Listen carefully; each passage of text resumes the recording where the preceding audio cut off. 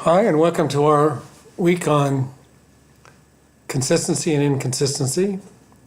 You've been studying Chapter 9 and some web pages. Now you're probably ready for a little sample questioning about this. Well, now that you've gotten the cartoon, you'll see that that's not the kind of consistency that we're talking about. That's consistency about being regular. We're interested in another kind of consistency.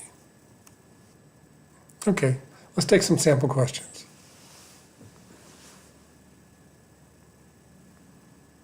What would you fill in that blank with?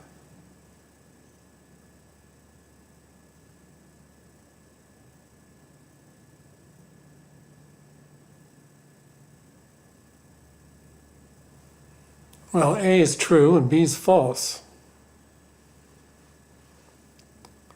Whoever I am, I didn't find a dinosaur living in my backyard. A chicken maybe, but that's as close as you can get to a dinosaur.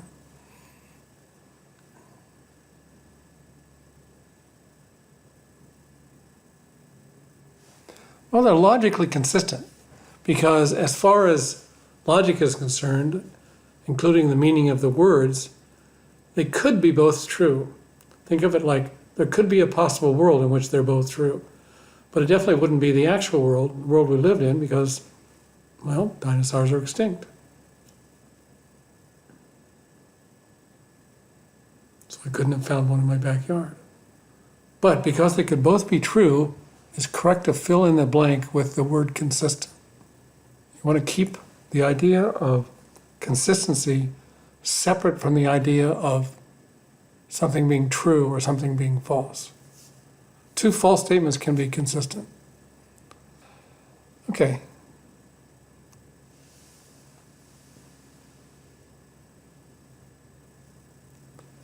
Fill in the blank with consistent or inconsistent.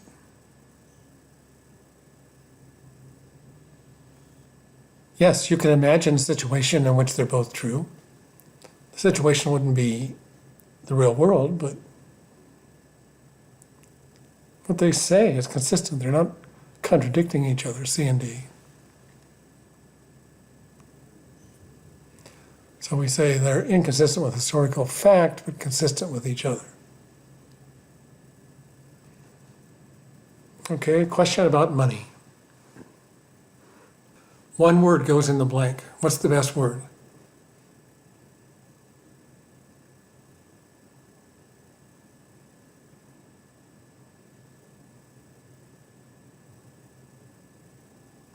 Well, there's two things that would be fine to fill in there. You could either say E is false, or you could say E is inconsistent. Either one is okay.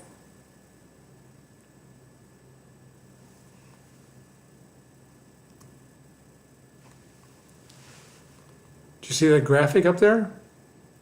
About the $100 bill? Remember who was on it? Thomas Jefferson, right? Wrong. The president was Franklin. Oops, he's not a president. Trick question, right?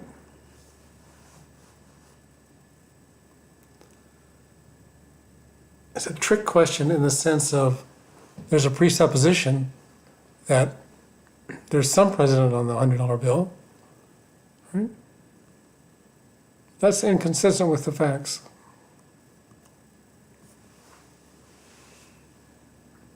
Okay, fourth question. We're looking for a technical term to fill in the blank. Single word. Hint. It's got an X in it somewhere.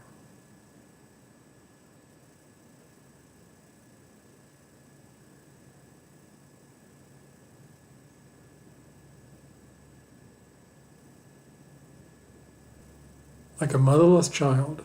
It's an oxymoron.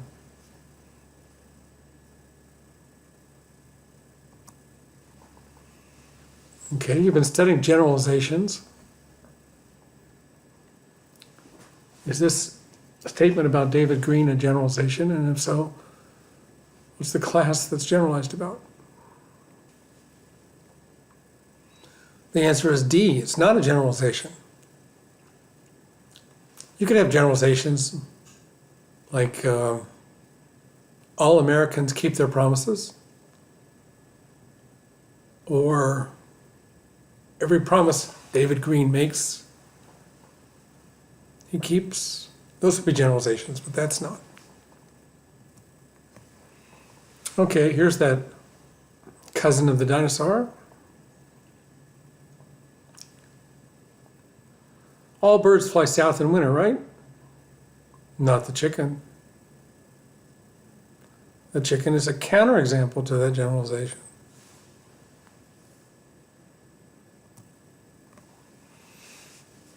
Recognize that hat? So, true or false?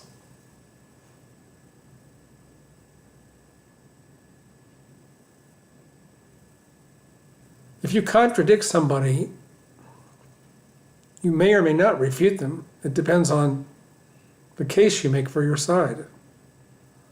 But just contradicting isn't enough to refute them. A refutation is more. It's a contradiction in which you make a case for why your side's right, their side's wrong. So the answer to 7 is B. Okay, here's a biology question. Actually, it's a logic question. It's about instances of general principles. So I want a statement which takes that general principle, all human beings are descended from animals. Don't worry about whether that's true or false. Just think about what would be an instance of that generalization. A, B, C, or D?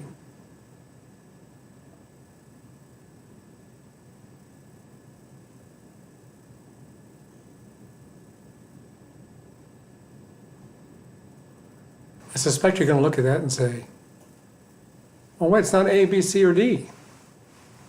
Yes, it is. A is the answer. Tulips aren't human beings. Nevertheless, that statement is an instance of what he's saying. It's just not a true instance. When you say all human beings are descended from animals, instances would be like, there's a human being, it's descended from animals. There's a human being, it's descended from animals. That's what A is doing. But it's saying something false. So again, we're trying to distinguish, looking for whether something's true or false, with what the question is really asking. In this case, is this a generalization? Is this an instance of a certain kind of generalization? I have to resist that natural tendency to think an answer is wrong because the sentence is false. And as you notice, the other little problem in there, maybe if you know a little about history of biology, you know that Charles Darwin was active intellectually around the American Civil War. There's no way he said that in 1809. That's the year he was born. So whoever put this slide together was a little careless. He was wandering the internet.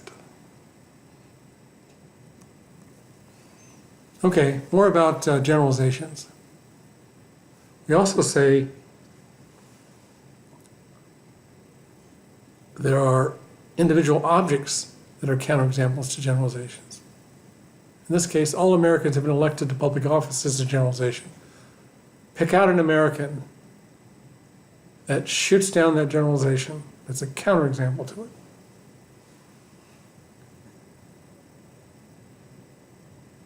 Can't be C, right? Those aren't Americans. A and B are Americans, but they were elected to public office, so they're examples of the generalization, but not counterexamples.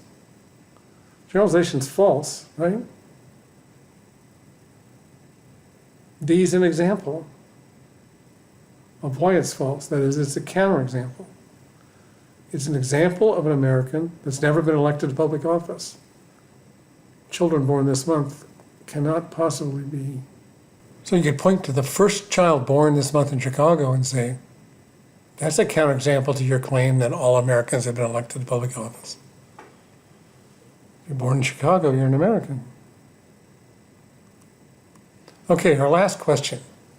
It's a math question. You probably need a calendar to answer this.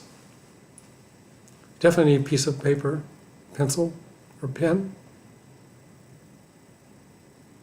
It's a tough question. But you took a lot of math courses, so what's the answer? I'll give you a hint. Halloween is never on the 13th of the month. Okay, hope you had fun. More lies ahead.